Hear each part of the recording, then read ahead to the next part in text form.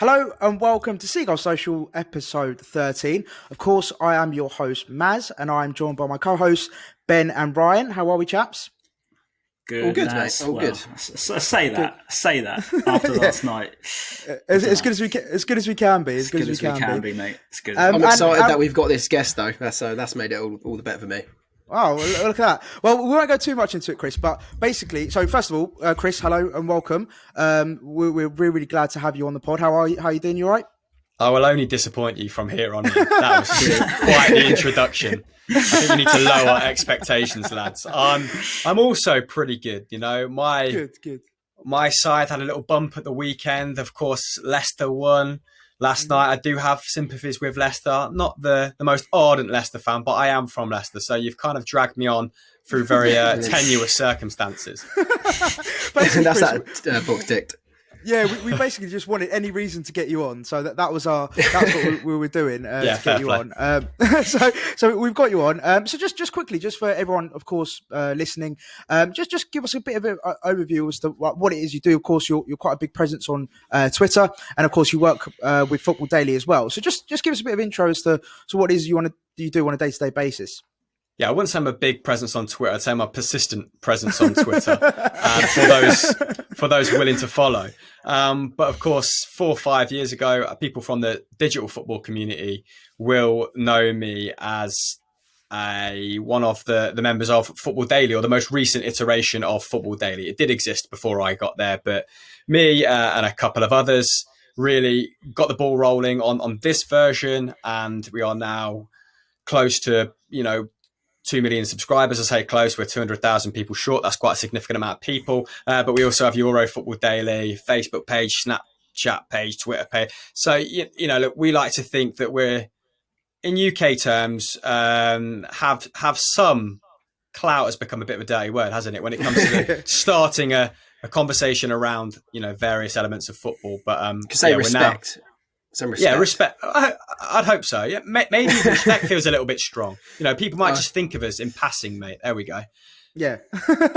Well, I mean, in terms of followers, you're just past us. We've got I think 200 subscribers. So you're just edging past us. Got to start somewhere. Yeah. Exactly. So no, of course, one day we might be that Football Daily. You never know. But no, just for people listening, of course, it's great just to know a little bit more about what you do. So let's talk about the football then. Brighton did play Leicester, and also as well, Chris. Actually, funny enough, you got quite a big sort of love affair with Graham Potter. So what is it about Graham Potter that you love so much? He's just clearly a very good coach. And I say that because the team are more than the sum of their parts. And when sort of Brighton were going toe to toe with some of the big boys at the start of the season, when you had your optimum lineup, let's call it, and you were playing sort of that 3-4-3 or 3-5-2, you looked very, very good. And I really like his story as well. Of course, has come from the lower echelons of the English game, started out coaching a university team, and then made the very brave decision to sort of go and manage in the Swedish 4th division. And then in the space of, 7 years, was it? Maybe? I think so, yeah. Yeah, that's right. In Sweden, turned them into a domestic, title contender. Let's go with that. They definitely won a cup, didn't they? Yeah.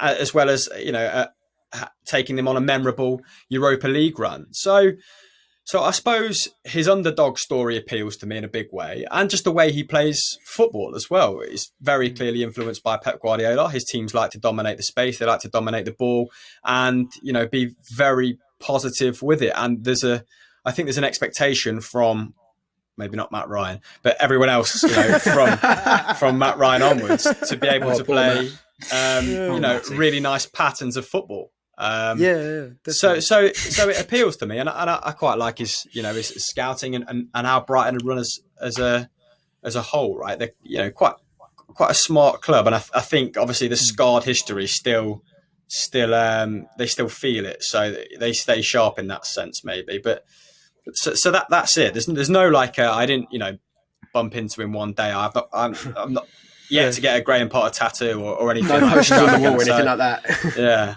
So that's about it, chaps. Fair Joined by a helicopter, fantastic. Hopefully you can't hear that. You playing Warzone or what? Not for the last couple of weeks. Football Daily around Christmas tends to get genuinely stressful. So no. Fair play. Well, you got to unwind somehow. So fair play. No, definitely. I think just to sort of echo that, I think his style that he's brought to Brighton is sort of similar for me personally. Like a bit of Gus Poyet. I don't know if you, Ben and Ryan, you agree. We know the sort of similarities with Gus in terms of his attacking play. Ryan doesn't look as convinced as Ben. Less drama, that's for sure. Gus played that sort of possession football, didn't he? But it was more kick it around the back for about 30 minutes and then we attack. But Chris is right. Like the way Potter plays, like as I said, a way we couldn't even imagine 2 years ago. And I don't like to try and get on the back of Chris Hughton because everything he did for us was fantastic. But yeah, it's a way we could never have even dreamed of. We've got wing backs playing so high up the pitch like Lamptey and Dan Burn. 6'7" left wing back. Listen, it didn't work yesterday. We should probably think about that a little bit. It wasn't a great one last night. No, definitely. So let's get into that then. So yesterday, of course, let's start off with then the way Potter obviously set up the team. So, it was a bit different to what we usually used to. Obviously, we had Ali J playing in behind Mopé. Alongside Mopé. And then, it was a bit weird. And obviously we were missing Lamptey as well, which was a big blow to us. So let's start with you, Ben, then. What do you think was the big sort of reason why, we clearly lost and Leicester the better team, but what do you think that Potter got wrong first and foremost? Oh, what did he get wrong? It was just, I don't know if Potter really got too much wrong. I think it was just more that Leicester were brilliant. And I think, a lot of, I can name one Brighton player that turned up, maybe two, if that. I think the Brendan Rodgers switch, Justin and Albrighton, that was the key. I think that's what everyone has been talking about. James Justin against Dan Burn, that was a recipe for disaster, wasn't it? Yeah, but we have given Dan Burn credit. We've seen him play against Mo Salah and Theo Walcott and other speed merchants like that, and he's normally dealt with them quite well. But James Justin just had his pants down for the game, unfortunately. And I think we just did not turn up, and Leicester really did turn up. It was a bit of a wake-up call.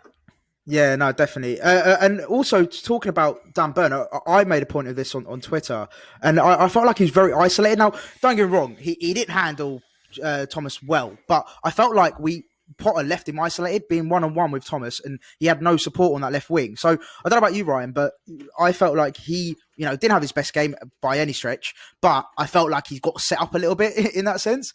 I don't know if you agree with that or you had any other view on. I don't think Potter would try and set his own players up, but no, of course, but I don't know. It's just with Burn, I've never been a big Burn fan. I know people love him, and like there's a big portion of our fan base that are like the Dan Burn fanboys, and I sort of have to go over that. But for me, I've just never really been on his hype. And like, don't get me wrong, he's a great guy and all that, but I just don't think he's good enough. And yesterday, I think it proved that he just got done every single time on that side in the first half. Maddison and Vardy were linking up so well. I think Vardy only had 9 touches or something in the first half, and had a goal and 2 assists. So it's just he was. Just goes to show the difference in quality. I think maybe, as I said this morning, that maybe take a step back, have a bit of perspective, who we were playing.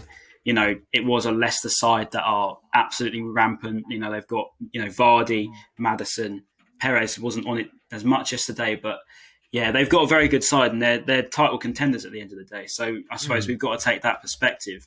But yeah, yesterday, I think Graham did get it wrong to an extent. I think taking March out of a position where he's been arguably our best player of the season so far, I couldn't work that one out. I don't get why you wouldn't just keep it as it should be. Yeah. I don't get why you should put March further up when we know that March is our best left wing back. Yeah, by distance. And that's what I mean. That's what I mean. I felt like if we had March where he was, he could have come back and covered Burn. So that's sort of the point I was trying to get across. Maybe not well put. I get what you're saying, but I think he's just in the wrong place. Like he should be just staying there. I don't get why we are taking him out of a position where he's been flourishing. Like we know that March isn't the best winger in the world, and we know that he's not the best left back in the world, but for some reason that left wing back suits him so well, and I don't get why we try to play him on the wing again, but on the right wing I don't know what the whole thinking behind that was, playing with one winger at one point in the game. It was very weird. Yeah, it was very baffling. Sorry, And before I forget, another player that was out of place was Pascal Gross. He was playing way too deep. Yeah. Since Lallana's been out, Pascal's taken over his role and actually done really well the past 5 or so games. Yeah. And having Pascal Gross that deep, that did not work at all. And that meant Doesn't we had no creativity in the final third, which just right. proved the point even more. He was playing in the wrong position. No, definitely. And Chris, obviously, you put a tweet out as well, saying, some great tweaks by Rodgers. Justin on the right swang the momentum. Premier League football is ruthless, and you can tell that again to every Brighton fan. But yeah, so you obviously clearly saw Justin being a big sort of part of that. The reason why Leicester did so well. Do you think that it was a complete mismatch, or was it just the way that Brighton set up? Do you think? I think it's quite indicative of how far you guys have come, that you kind of, there's an expectancy to play good football away from home at the King Power. Obviously, home and away totally blurred by the fact there's no fans. But like Ryan pointed out, this is a Leicester's team in the ascendancy and missing a few key components, but very complete and very balanced as a side. I think the switch worked because I also tweeted this. All Brighton tends to cross from deep, and in that sense, I suppose Burn was a little bit more comfortable knowing that Dunk is probably going to clear it behind him, right? And I just felt like your defence were kind of eating that up, whereas you're a little bit more uncomfortable with James Justin driving to the byline and cutting it back. And I think it was just playing to Leicester's strengths. Like Jamie Vardy's movement in the box is obviously very, very strong. Yeah. And you're going to have sort of maybe Maddison, and then behind Maddison, Tielemans lurking on the edge of the area. So those cutbacks are going to be a little bit more efficient than tossing it into Dan Burn and Dunk to clear. And Brendan Rodgers obviously saw an opportunity to get at Burn as he was playing as an out-and-out left-back down that right-hand side. And for James Justin to be delivering with his strong foot, right, and first time. And it's just, I feel like it's sometimes that, if you're playing on your stronger side, and I know, a lot of progressive managers like to play with inverted wingers and people cut in and cause mayhem in that sense. But with fullbacks, if you can give yourself that extra second just to smash it across the face of goal, then it's gonna cause problems. And that's what I felt Leicester. That's how I felt they punished you guys last night. What's happened to Webster? Was he on the bench or was he injured? Injured. What's happened there? Yeah, he's injured. I think he's back in for the next one though. Hopefully. Is that why he didn't play a 3? I don't know. I think Burn. When I read the team, I thought Burn would be playing in that left centre back, and that's why I thought that March would be playing in the left wing back, and that's what I sort of thought. But then when I saw Burn playing left wing back, sort of left back, sort of centre mid, I was so confused. And it's a really weird game. Like it's interesting because a lot of Brighton fans were. Sorry, Ryan. A lot of Brighton fans were calling for Webster to kind of be dropped because he had a pretty poor run of form recently. And now he was out of the team for obviously maybe an injury. We saw how much we actually do need him. Do you think that's why someone had to play a little bit deeper? Because when I watch, I've probably watched 5 or 6 Brighton games this season, and Webster seems to be a little bit more daring in possession than, I don't know, than maybe Dan Burn. Dan Burn, like weirdly enough, I remember reading some numbers last season where he was like unbelievable at progressing it into the final third, ball carriers, or finding balls into the final third. But Webster seems to be, I don't know, he seemed to be in charge of breaking the line, so to speak. But maybe I've just he does. I think Burns got. Webster's got the. He's up there with one of the best ball carriers in Europe, I think, statistically. But it's weird because a lot of Brighton fans sort of see him as like the clumsy centre-back. And I think a lot of times he is. And it's weird because the main role, forgetting like the sort of modern football that Graham Potter wants to play, the main role of a centre-back is to get rid of the ball, header it out, clear it, put in a challenge. And I think that's where Webster sort of lacks for what he has in like a ball-playing role. And that's what I think, I don't know. I think he was injured for the last one, but he will be in for the next one. And the same with Lallana. I think he's on his way back as well. Fingers Well, yeah, crossed. that's the thing. So I think Potter today said that Lallana is in line to return. Now let's talk about Lallana, because we all know, we can all agree that he's a special player on his days. He's got the Cruyff turn in the bag. He could do probably about a million Cruyff turns when he wants to. But no, apart from that, he's an incredible player. But the most frustrating thing, I think, for us as Brighton fans, and I'm sure Chris, you've seen it for Liverpool, he's just so injury prone, and we'll get him back for half an hour, and then he'll get injured again. And he's so good when he's on the pitch, but he's not on the pitch enough to impact the game, which is the most frustrating thing with him. So I just don't know what it is, what we have to do. Do we have to, maybe just look after him better, or just not play him as much? I don't know what we need to do to keep him fit. But whatever it is, we need to do it quickly, because I feel like we really, really lack in that in those forward areas. He's definitely our most instrumental, creative player. Yeah, without a doubt, by far. But then we got to ask the question is, all right, great, we create all these chances, but then who's finishing them? We don't have that. Didn't. Welbeck didn't. He missed an absolute sitter. He missed Yeah. an absolute sitter in the Good save from first Casper minute. compared to how poor Maty I Ryan don't was. know. I'm going to have to argue that, Ben, because I personally think he should. He would have chipped slotting Ryan, that wouldn't away. he? So to lob him. I mean, he's only 5 foot tall, isn't he? So it'd be easy. No. Nothing wrong with small to medium-sized blokes, mate. Chris, Mate, I'm 5'8". Don't worry. Yeah, don't worry, Chris. I'm 5'6" on a good day, so don't. Yeah, don't worry, Chris. I'm 6'2", Chris. Don't worry about that. Well, we know who the alpha here is then. I was your height once. Don't worry. But anyway, we're not. Let's not have a dick contest. Who's got the biggest dick contest? Let's talk about the football. Of course, let's talk about Ryan then. So we've sort of touched we touched on it briefly. So again, Chris, you mentioned, of course, the quality, the sort of big difference between Kasper Schmeichel and Maty Ryan. Obviously, you got to admit that Kasper Schmeichel's levels above Ryan, and he's a very consistent goalkeeper. I think that's a great thing about Kasper Schmeichel, is you barely ever see him make a mistake. He's a very safe pair of hands, and you're just confident with him in goal. So we've debated a lot over the past couple of weeks whether to drop Ryan and bring Sanchez in, who's our sort of third choice keeper. Yeah. What are your thoughts on sort of getting rid of a goalkeeper sort of after a couple of bad performances? Do you like sticking with keepers, or what are your views on that? I don't know if he's I can't say that Maty Ryan, I've singled him out. I've done a deep dive on his numbers. They've been poor. But if he's, we can give you some stats if you want, because I think he's the worst in the league for shot stopping. I was going to say, I've heard his save percentage is the bottom of the league, and it's sort of approaching Kepa territory from last season, which is around 40%. It's worse than Kepa's. Yeah, it's worse. Yes, It's the worst ever, I think, in the Premier League. I think I'm not joking.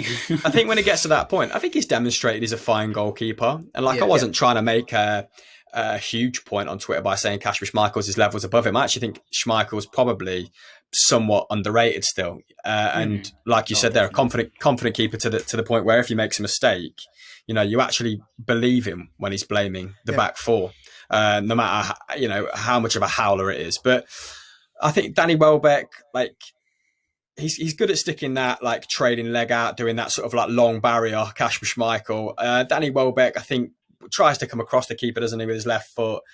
It makes it look like a half decent save, but yeah, I think really Welbeck should be doing a lot better. I've got a little bit more sympathy with Jahanbash, his effort was just sort of parried, wasn't it? Kind of 12 yards out. I thought that was a very good chance, but the pitch made that chance a little bit hard to seize. And the pitch, I don't know if it was soddened on purpose, but that definitely sort of slowed up your game. Well, it was wasn't the rain before. The rain. Yeah. It was absolutely chucking. Yeah, I tuned in at 2 minutes before kickoff, so I missed that. Oh, so yeah, it was absolutely. That's a pretty clear answer. Yeah. But it seems to affect you guys more so than Leicester.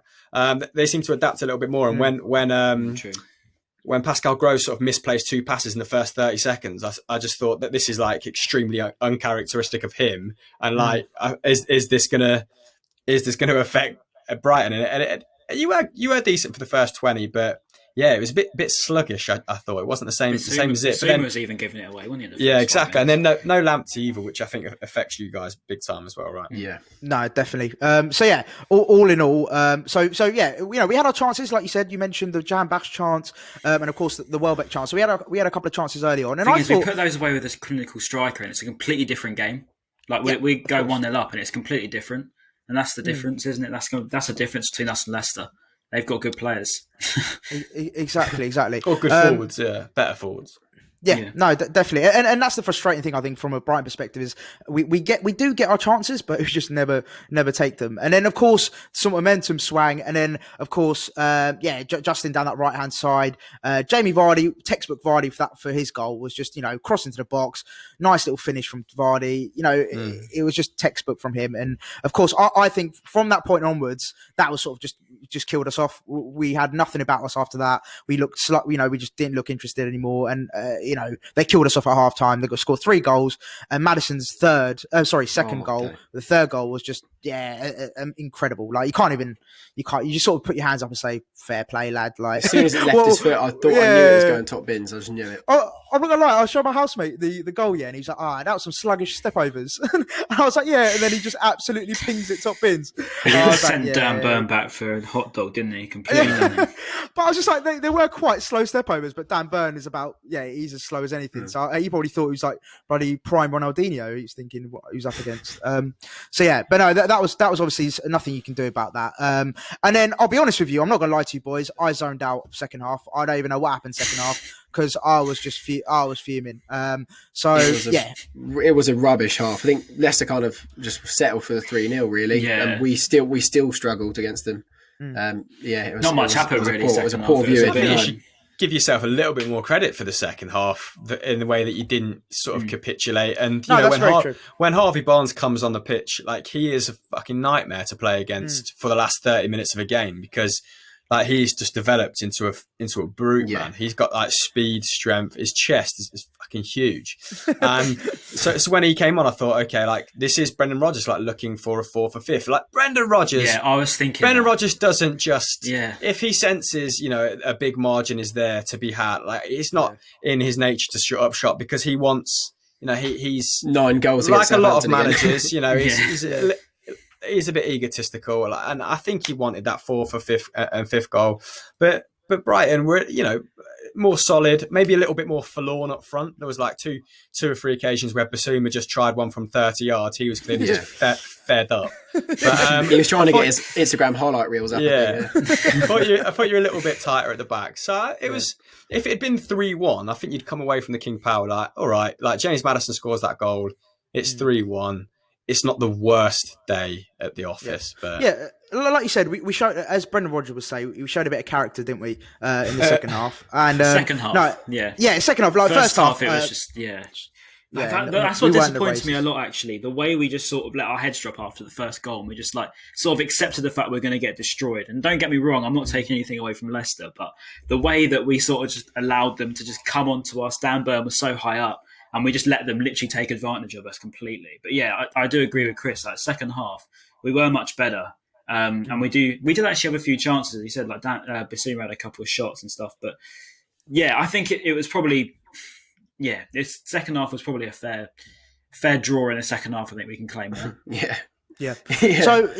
So to summarise, basically, because I know we're sort of I'm wary of time. So just to summarise, first half weren't at the races whatsoever, and second half, we showed some great character. We actually did sort of really solidify sort of playing well as far as I can push it, and we sort of kept it respectable, and it was what it was at the end of the day. We can't really moan too much. Leicester are a great team, so what can we do? So just Chris, then let's sort of get the focus back on you, mate. Because we want to sort of delve a little bit more into sort of what you're all about and what you do.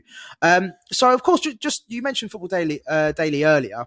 I know you talk about sort of how you got involved, but how did the partnership with Sky come about? And can you tell us what the sort of reaction was like within the Football Daily camp? I, for the most part, just focused on producing the content. Like for the first 6 months, it just felt like a little bit of a pipe dream. And like, it's almost like a self-defense mechanism. Like, didn't really want to get my hopes up. So just carried on. I think most of the team did as well. Just carried on doing what we're doing. And we sort of left that to our very eccentric then CEO to hash out. I don't know. He was sort of this, Canadian former banker. I don't know if he's like an angel investor as well, but so he was quite an eccentric guy, and I imagine he played a big part in getting the right people around the table. Whereas, we were sort of doing 12, 14-hour days, crunching out content in an attic that we were effectively squatting in with like old broadcast equipment, with in an office space where there was mold growing above like 2 of the computers, and we actually had a bucket just in case it rained that would fill with water. So it wasn't, pre-Sky. It's not exactly. I wasn't working down a mine, lads. Like, don't feel too sorry for me. I was going to say, Chris, it's like a film. This is like, but it's like Wolf of Wall black Street, and white. but in Football Daily. Zero glamour, and it was just like. And we were working for, what we did have was a lot of creative independence. No one was telling us what to do. I think because largely they knew that they could trust us to deliver, right? But it was really the sort of energy and the passion and the willingness to get to daily content really came from the team. There was no external pressure. It was more a matter of professional pride and sort of wanting to keep building momentum. So we sort of got to lead on the editorial, left that side of things to the aforementioned person or people. And it was up in limbo for about a year, and then just happened. It was just confirmed in March 2017. I think a press release came out on, a random day in March. I can't quite remember. And it was almost like news to us when the press release came out. It was like, oh, it's confirmed. It's actually happened.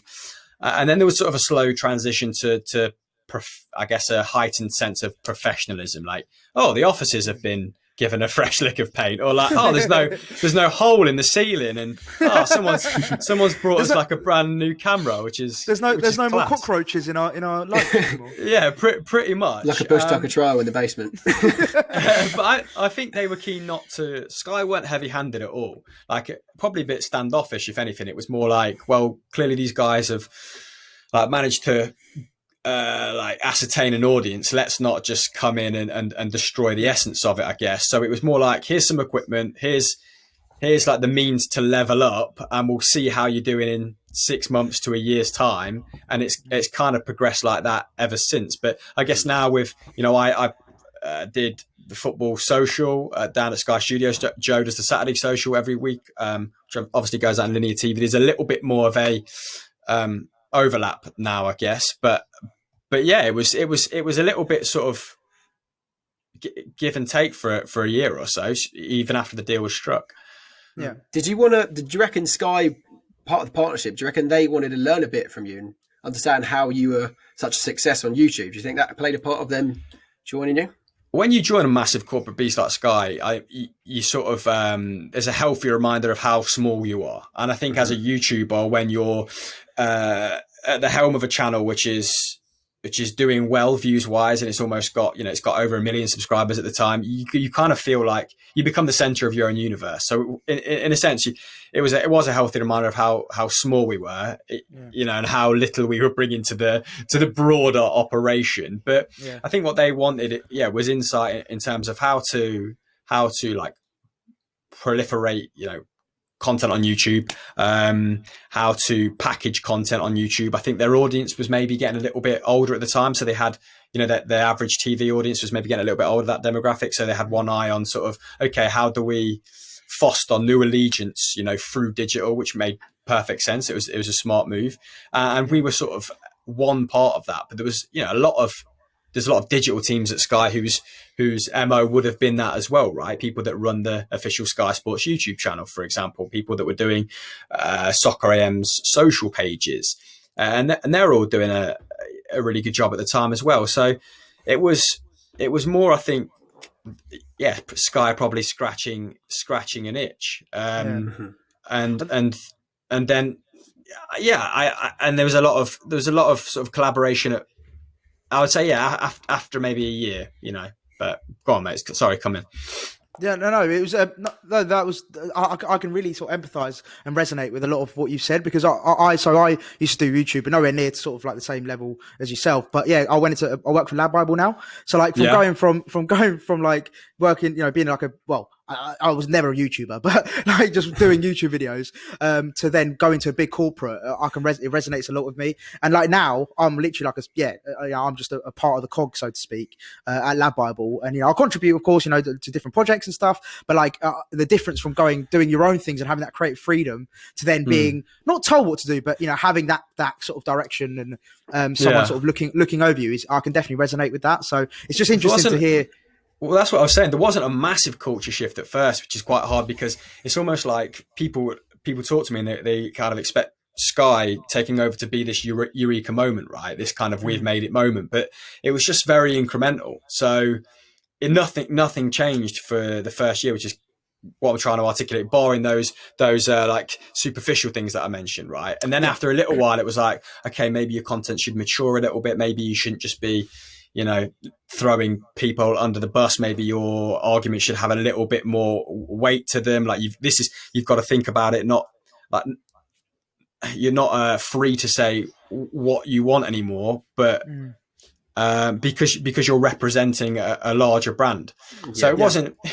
You should tell like that to Patrice Evra, censorship. It was like don't call David Wise a fucking dick. But no, definitely. You should tell that to Patrice Evra, because he says whatever he wants on Sky. So that was mad. Yeah, no comment. I did a post about that earlier, and it absolutely banged. But yeah, no, he loves it. So no, it is very But all joking aside, it's very interesting to hear sort of the way you come from maybe a smaller organisation, so to speak, to then sort of incorporate yourself in such a big, a huge. Everyone knows, in the UK, any sport fan knows Sky Sports. So to have your name, and I don't know about you guys, but when I was growing up, the BBC, that was like always my dream. BBC Sport, that was my dream. To always get BBC Sport. And then as I got older, I was like, actually, fuck BBC. I want to go to YouTube. Like I want to become a YouTuber. So like it's just interesting to see how we sort of we have our aspirations when we're younger, and we sort of go as we go through life, we find our own sort of little space, and we smash it, and fair play to you guys, you really found your niche and you really ran with it, and I really respect that. Sounds like a shameless time to plug TSR, doesn't it, really? Everyone get your plugs out. Everyone follow TSR football. Sorry, sticking on the YouTube subject, Chris. So I guess over the past several years, we've seen all these big companies joining YouTube, like Sky, like you mentioned, BT, and they've really started to like kick on now and actually produce some decent YouTube content. They're kind of understanding the YouTube algorithm more. And what's it been like for Football Daily having to now compete or go shoulder to shoulder with these massive companies? Like, are you relishing the challenge of competing with the likes of BT and all these massive companies? Yeah, it's a really good question. It's a really good observation, because you do start to, cannibalize your own audience in a sense. But that's where, tonally, editorially, you have to make sure that your parameters are well defined, that your product has appeal. It's just a sort of a call to arms to be better, to be honest. Like I said, coming into this call, that there have been periods at Football Daily where we feel like we've found a formula, where we've drawn up a schedule, a programmatic schedule, almost like a television channel, and that content's gone out on that day, regardless of kind of what's happening in the football calendar. So I guess in a sense, when you find something that works and you become comfortable with it, you then become a little less daring, a little safer, and your product becomes a little bit more vanilla or predictable. And I think that probably happened to us. It coincided with lockdown, which was a bit of a double whammy. Yeah, quite hard to navigate. But then all of a sudden you kind of like snap out this creative funk, and you're like, no, like why wouldn't top tens or whatever be on a slow decline over the last year? We've not refreshed them, we've not updated them. There's and now the market, like you pointed out, is much more competitive. Like you've got to retain or enhance that appeal. So it's challenged us to make better content, and if we're making the best content we think we can make, and we're still not getting the views, like I can live with that. That's absolutely fine. But when views are down, and when Sky and BT are producing smarter, savvier, YouTube videos, and you're like, shit, why didn't I think of that? Like that's when you've become a little bit stale. So we've gone through a little bit of an overhaul. It might not appear like it from the outside looking in, but it's been more difficult to sort of instill without a studio space, without that sort of collective space we had in central London. But we've found a way, and I think the guys are now like, you know, if we're at Football Daily version, 3 when we entered lockdown, we're now kind of like 3.5, and when we get to 4, that's when I tend to like be happy, or be content for the next 6 months, and then we'll look to add to that again in the future. So you're right, it's like you're kind of only as good as your last video. So if we get cornered out of the market by the big dogs, but I still think the content that we're putting out is unreal, then I can definitely live with it. And you mentioned lockdown as well, Chris. Obviously, for example, that's impacting my work life as well. Obviously, working from home, same as you. Office in central London. 230 people in the office. You really bounce ideas off people. And 230 people. Fucking hell. We're not. People think Lab Bible are literally like 3 guys in their boxers sitting there, doing bashing away on the computer, but not bashing themselves, bashing the computer. And then, we've really grown. And but no, so going back to my original point, you've thrown me. So with regards to lockdown, obviously it's been tough to bounce ideas off people, and live events, for example. I went to the FIFA tournament event and covered it for Sport Bible and Odds Bible, etc., and doing it for that, and it was really great going to these live events, and that's really impacted us. Does that have an impact on you guys in terms of covering live? Like, do you guys cover live events? Like, does that impact you in part of lockdown? Or yeah, it's definitely like that was definitely part of like our content becoming a little bit samey, right? Because we weren't being invited to these, we weren't getting those 10-15 minutes interviews. Sporadically. There was like a healthy flow of interviews coming in for a 1 to 2 year period where we were able to make like we call it access driven content, once or twice a month. And that might have been what did we call it? I think I thought of the name. Oh my God, I've just forgot the name. It was that good. I've just forgot the name of a show. Yeah, clearly it stayed with me. It was Unfiltered. So like we would go through, a footballer's Instagram page, like nothing revolutionary, but it's nice to get a face on the channel and sort of, I suppose, in the eyes of viewers, validates you in a way, and sort of validates the team's efforts as well. When there's a team of, there's 15 of you and you're working your balls off and you're making, you're not seeing daylight for a long time, like 15 minutes with Jan Oblak in Barcelona feels like the fanciest thing ever, right? And it feels like it's like a very tangible way of explaining to people the team, we're making progress. This is becoming something. So there's been like less, moments like that, which have probably made morale harder to keep up. But the guys, I think, because of where we started, they've always been quite hardy anyway. So it's not like, oh, and we're not being invited to these events where we get free booze. I mean, that is nice, but it's like they're just as content making, top tens from home, good content from home. So I've dropped. I was gonna say, funnily enough, I was actually at an event with Joe and is it Zach? I want to say. Yeah. Yeah, I was in an event in Milan with them. We all met. Oh, nice. So it can't be that bad, surely. Everyone's living. So no, no. But of course, with lockdown, obviously, it's been a massive impact. So it's very frustrating. But like you said, people making do with sort of what you have, the resources you have available to you. So it's very interesting, and I think it's been a great insight into all that. So just quickly, then let's go back to the sort of the football and sort of the main reason why we're here. Let's talk about the Fulham game. So we obviously Leicester played Fulham not too long ago and actually got beat by them. They just got a result against Liverpool, 1-1, a huge result with crowd. So Ryan, you kick us off. How do you see? Obviously, again, just for anyone's not aware, Tier 3 has been introduced in London as well. So no fans at the game. How do you see that impacting the game on Wednesday? Yeah, of course, it'll be a big impact. I mean, as you say, a lot of people were saying that, the fans made a big difference for them against Liverpool. But, for us, we need to be thinking, we need to be getting at least 4 points from our next 2 games because, we are in in that relegation scrap now with Arsenal. We are in dragged relegation into it.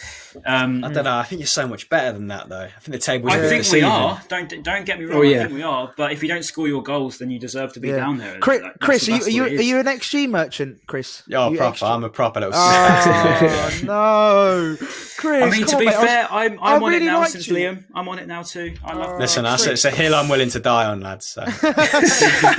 Chris, I was really starting to like you, and then I found out you're an XG merchant. I can live with it, mate. It's cool. But as I say, like if you don't, you got done there, Mads, mate. But no, as I say, like for us, it's a big game. We need to be looking at Fulham. I know they're in good form at the moment, but we need to be thinking we need to get at least 4 points out of our next 2, ideally 6 points, because Sheffield United have only got 1 point all season. All I'm saying is, if we do not beat Sheffield United, relegate us now. I'll say it right now. I'll die. We've lost that game. We've lost that game. Then if we lose, just relegate us. I'm happy to take relegation because they are a shambles. They're worse than Derby County 08-09, whatever season it was. They are a shambles, absolute shambles. They are that bad. But yeah, anyway, sorry, Ryan. Go on. Sorry. I think there's some big changes. Like I put it on my Twitter. I was quite vocal about it. I think we need to make some changes now. We need to go in and just reassess. Think what we're doing at the moment isn't working. Clearly, we need to take Ryan out. Definitely, I think he's just not good enough. Sorry, Maty Ryan is just not good enough, and I don't want to go on him too much, but he's just not it. He's really not. And I've never been on the Maty Ryan hype. Same with Burn. Really, he's just 3 years ago. He had a decent season, but he still made those mistakes. The alarm bells were there, and the common factor is he's too small. He's not big enough to be a goalkeeper, and I don't care. He just isn't. So, yeah, I've had enough now. I think we need to just change it up. We need to get Sanchez in there or Walton, whoever it may be. Even Jason Steele. Jason until I die, legend. I'll have a go if you want, but no, I don't care anymore. Just put a different goalkeeper in. Alzate for me needs to be back in the midfield. I'd say why not just give Zakiri a go? What's he done? Has he hit Potter's cat or something with a car? I don't know, but I just think I don't know where Zakiri is. I've got no idea. Welbeck played a bit of meh, but we know he can score goals. Mopé actually had a good game. Only thing on Zakiri, Ryan, the question I'll post to you with Zakiri is, would you chuck Zakiri in with no game time whatsoever under his belt? Would you chuck him in for quite a big game against Fulham? Why not? What, like at the end of the day, this is what I said to someone on Instagram, because they asked that exact same question, and I literally said, what we're doing right now in front of goal isn't working, and it hasn't been all season. So what have we realistically got to lose?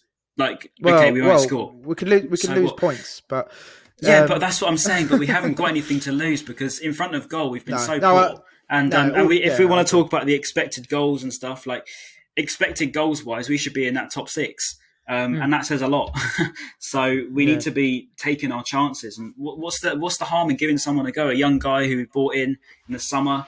What's the harm in it? What's the worst he can possibly do?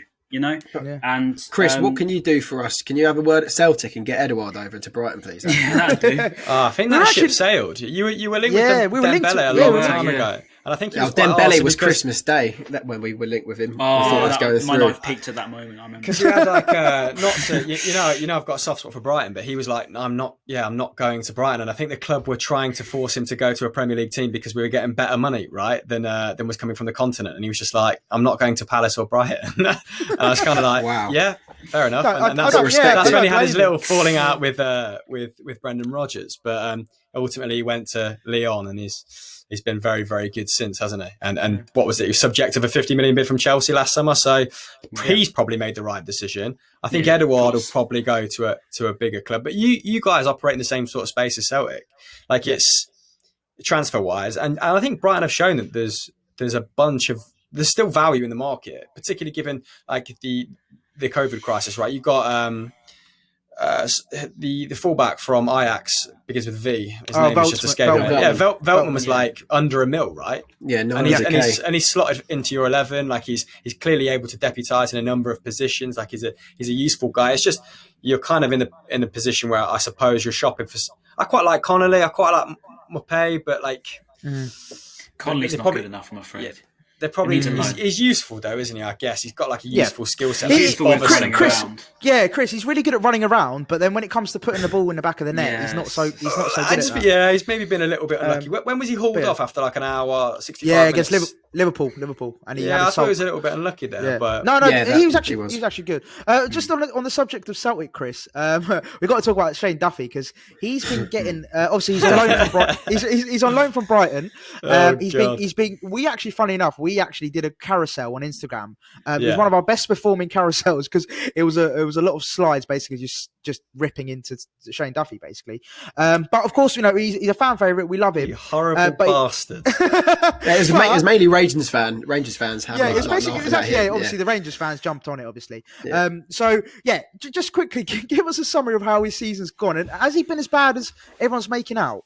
A lot of people, like Celtic fans, it's an emotional, combustible season, right? And this fixation on the 10 has meant that like Lennon, I think, has largely got a pass for faring horrifically in Europe, losing.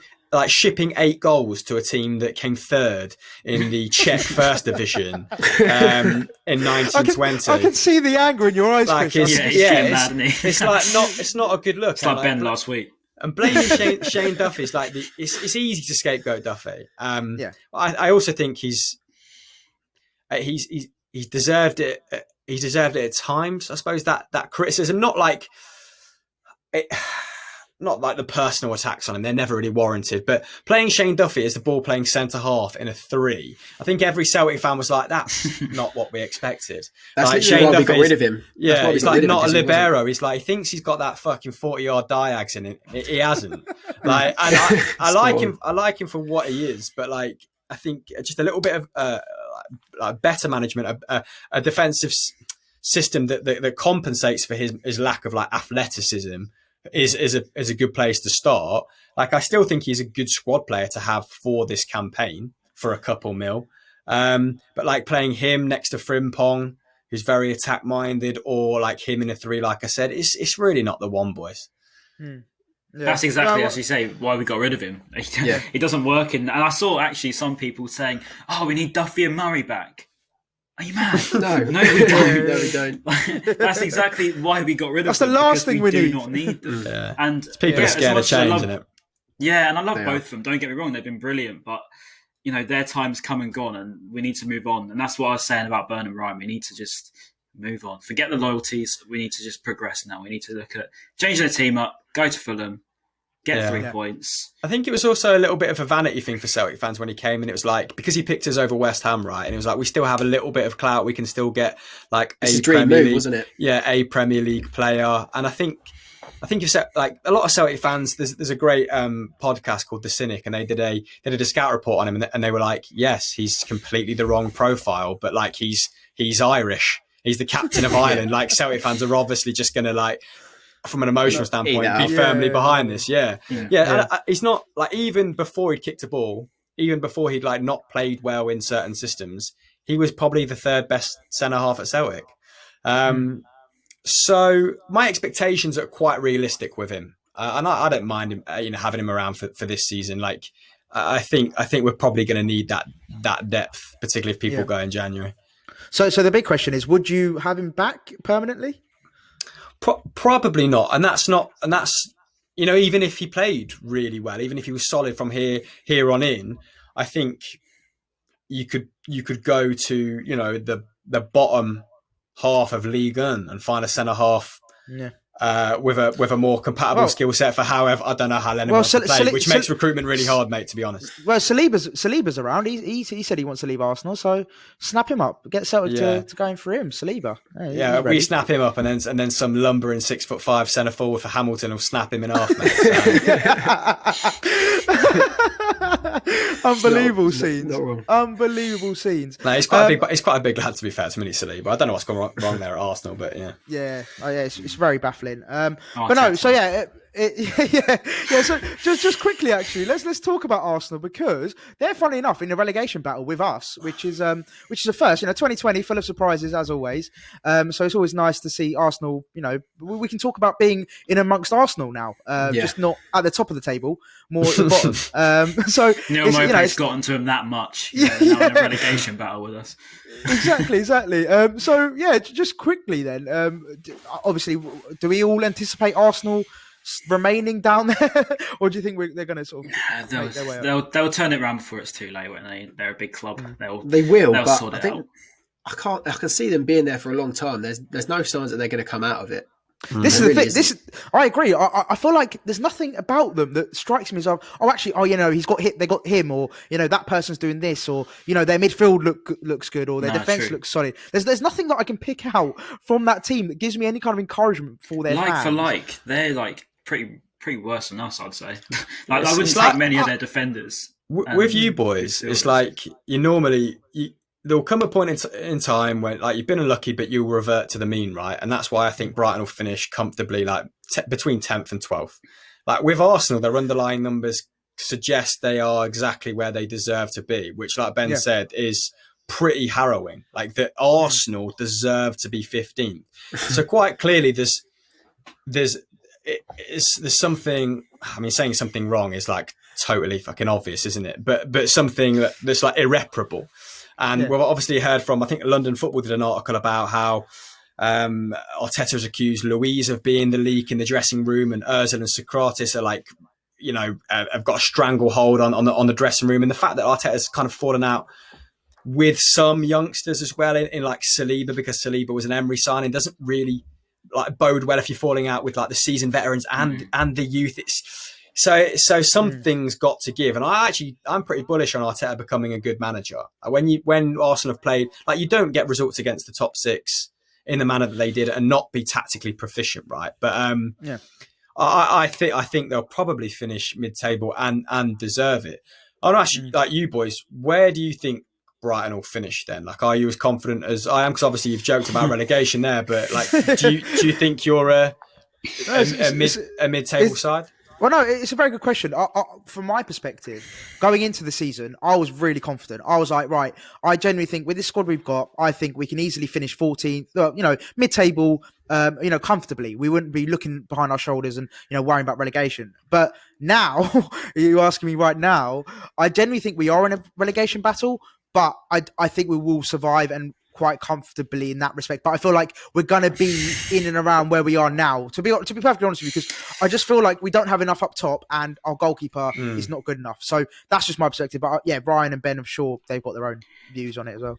Yeah, I mean, I agree with you in the sense of, again, we'll mention expected goals. It literally shows what's wrong with the club at the moment.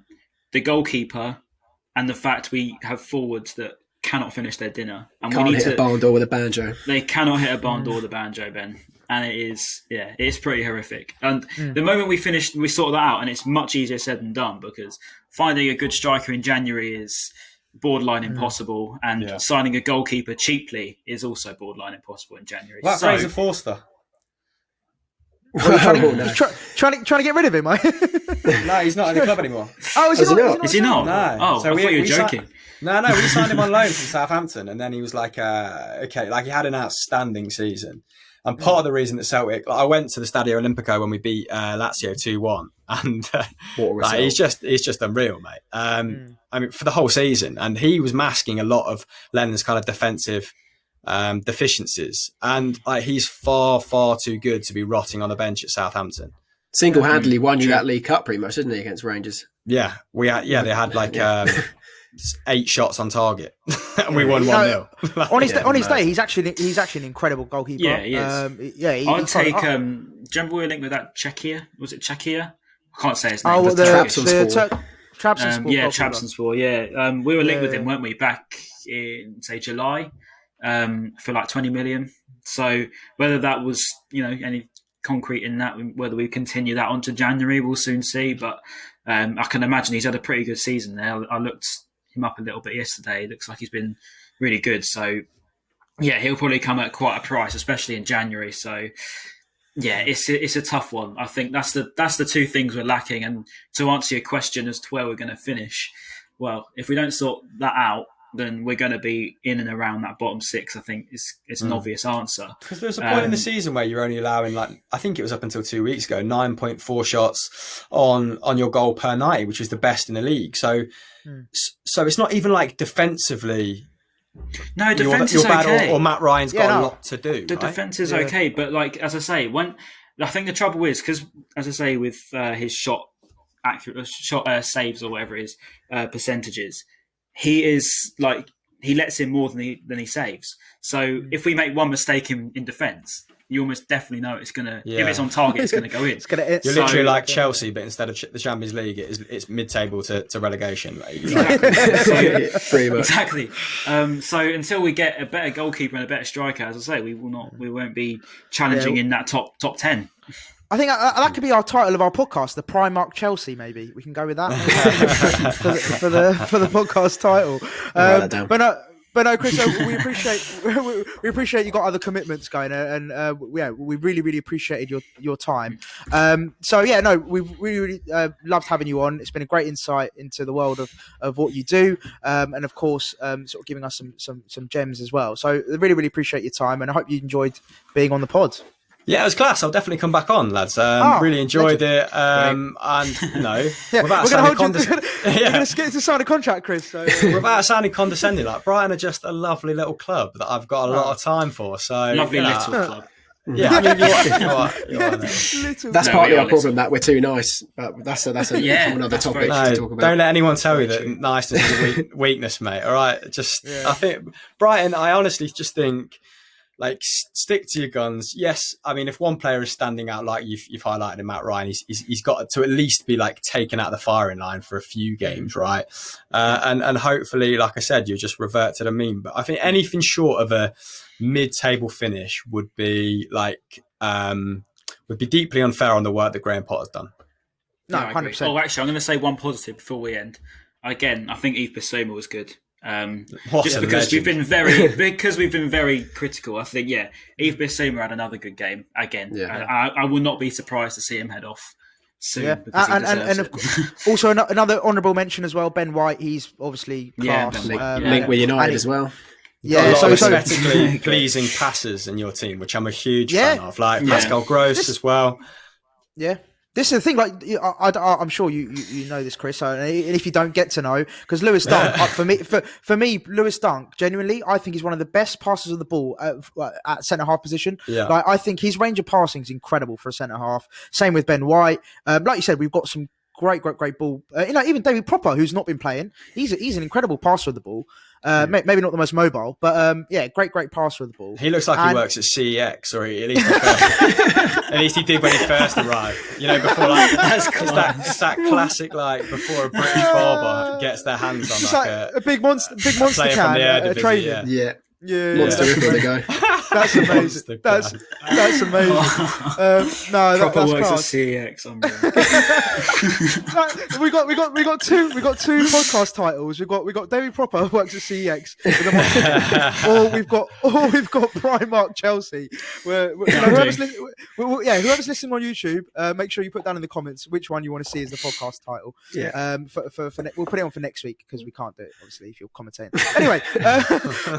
Thank you very much for listening. I really appreciate it. Chris, once again, thank you very much for coming on. Yeah, thank you, man.